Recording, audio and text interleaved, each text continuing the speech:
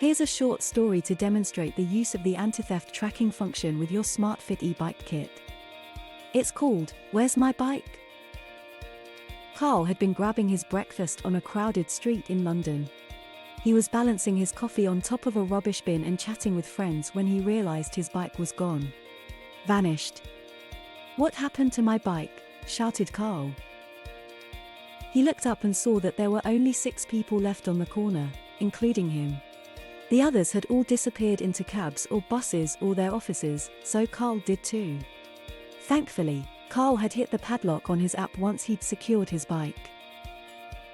He pulled out his phone and unlocked it with one hand while tapping Lost Report with the other. The app then prompted him for an unlock code, so Carl thought about what could be used as a password if he ever forgot it. It would have to be something really unique. So Carl logged in using my email address as an unlock code.